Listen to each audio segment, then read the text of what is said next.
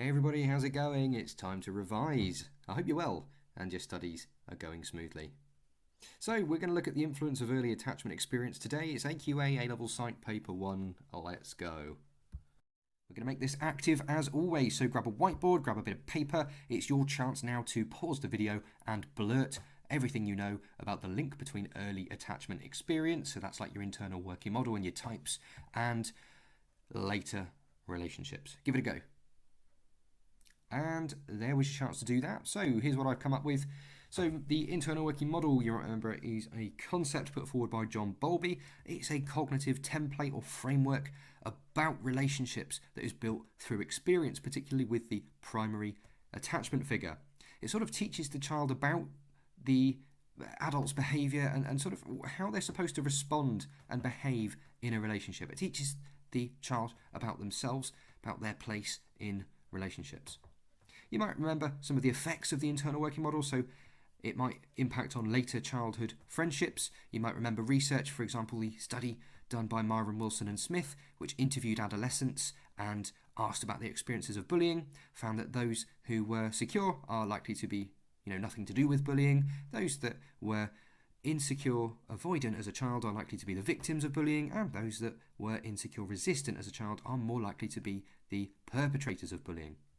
You might also remember that the internal working model and that early attachment experience has an impact on later adult romantic relationships. You might be aware of the love quiz study by Hazan and Shaver that found that secure children grow up to be adults who have secure relationships with their partners. They have happier, more trusting and longer lasting relationships with their partners, whereas those who are avoidant tend to experience sort of fear of intimacy, jealousy, that sort of stuff. You might also remember that the early attachment experience also affects parenting. So you might know the study by Bailey et al., who looked at 99 mothers and found that more often than not they had the same relationship, or the same attachment style I should say, with their own children as they did with their own mothers when they were little.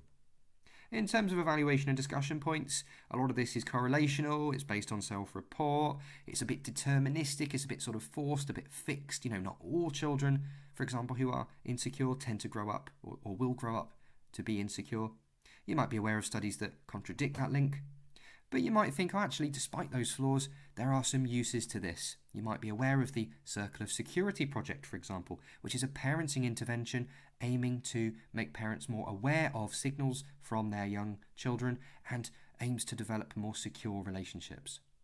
Alright, so that's a bit of a breakdown, a bit of going over the material. Hopefully you've been able to retrieve lots of bits and pieces or even add in some stuff that I've talked about there. So we're going to look now at some exam questions. Here's your chance to pause the video and pick some to have a go at. Making this active again, remember, you don't have to do them all. You could even just plan some of the bigger ones. But pause it, give it a go, do what you like, and then come back when you're ready for me to talk through.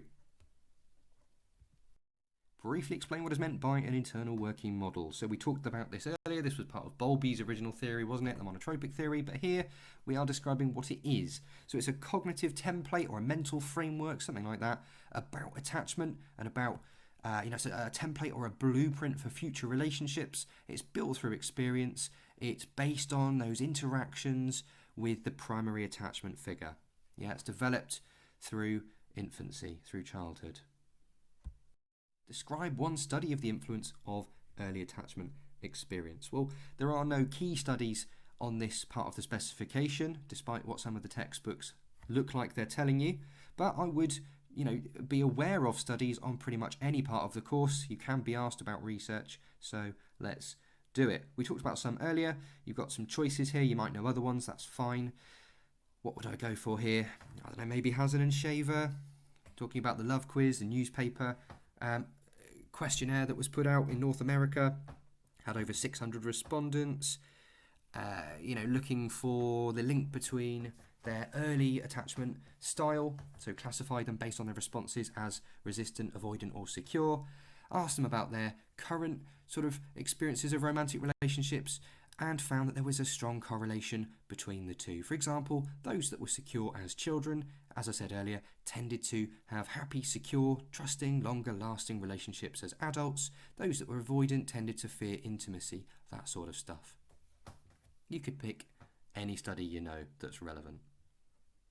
In fact, just thinking about it, you could probably even talk about something like Harlow, because, you know, it's not human, doesn't specify it has to be human in the question, but what did he do? Well, he deprived them of their sort of internal working model being developed normally, and then he later looked at the impact on, for example, their relationships and their sexual development. So you could work that in if you really had to. Explain one criticism of research into the influence of early attachment. Okay, so we're looking for a limitation. It doesn't have to apply to one particular study, you know, it doesn't have to be specific, but it could be. But we're looking for just one criticism to be explained. So a few ideas from earlier on. Maybe you could talk about the fact that there's a lack of research support, and you might be aware of studies such as that by Zimmerman, who looked at the influence of early attachment experience on adolescent relationships and found that there was very little relationship between the two, which suggests that, you know, some kids that are secure don't grow up to be secure. Some kids that are insecure don't grow up to be insecure. So maybe that casts doubt on the link between early attachment experience and later relationships. You could talk about the issue of self-report and maybe things like social desirability bias, or things like the fact that it's based on retrospective classification. That's basically just a posh way of saying it's based on us thinking back to when we were kids and trying to put a classification on it. And our memory and our understanding of when we were, you know, like 6 months old, 1 year old, isn't actually that great, is it? So yeah, all of that's about validity really, isn't it? You could discuss the fact that it's correlational and maybe we can't actually draw causal conclusions about the link between early attachment experience and later relationships. There's some ideas. Okay, bit of application. So Yuki's got a strong relationship with his parents when he was a child, brought up in a loving home, that's all sounding nice. As a teenager, confident person, lots of friends, happy relationship now with his current partner. Good for Yuki. In terms of application and the question, with reference to the scenario, yep, okay, explain the internal working model and its role in later relationships. All right, so we need to explain what the internal working model is and what it does, and how it links to later relationships, such as childhood friendships, such as romantic relationships, such as parenting, you know, all that stuff we talked about earlier. And throughout, we need to make some links with Yuki and what's going on with him. So I'm going to rule out the idea of parenting here.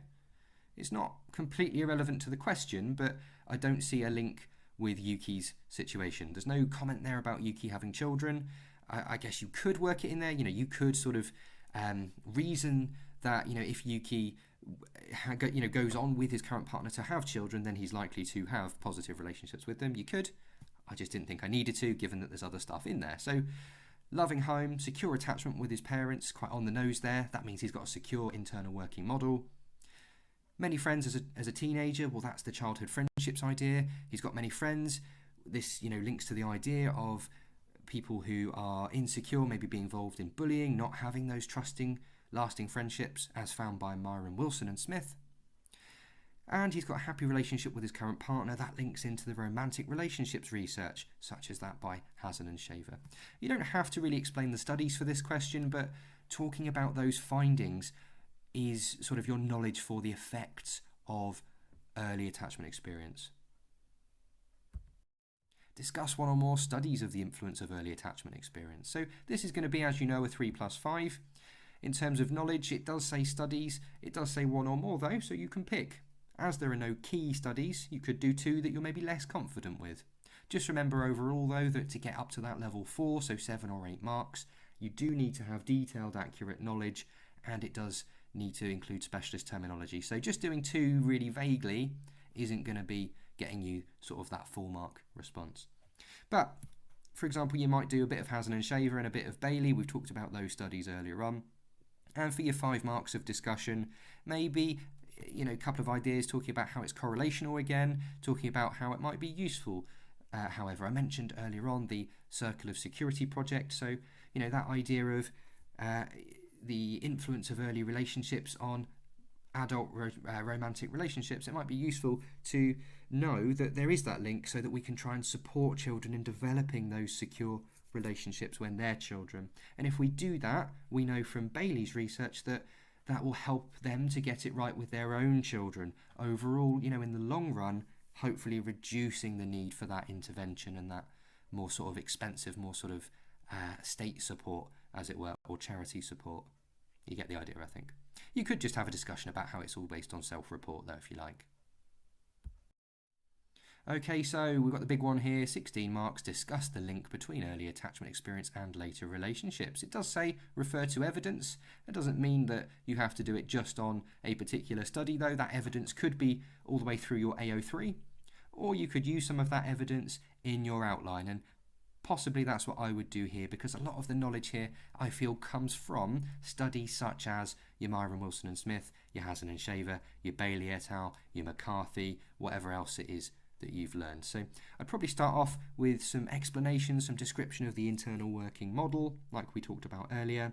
Talk about the effects, maybe briefly mentioning a couple of the studies that sort of go with those effects.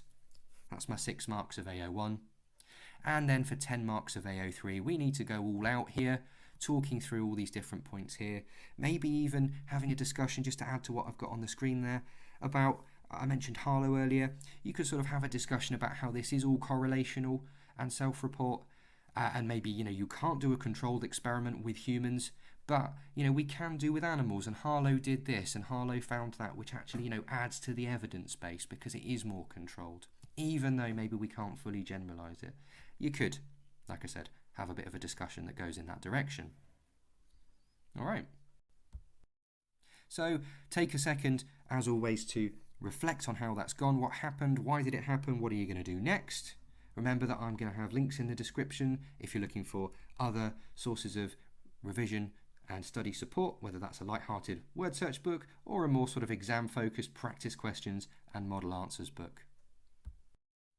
Thanks very much for listening, everybody. I hope that went well for you. Do let me know if you've got any questions or comments down below. If you're willing to support the channel, please do consider giving that like and subscribe button a hit for me. Have a lovely day, everyone. I'll see you in another video.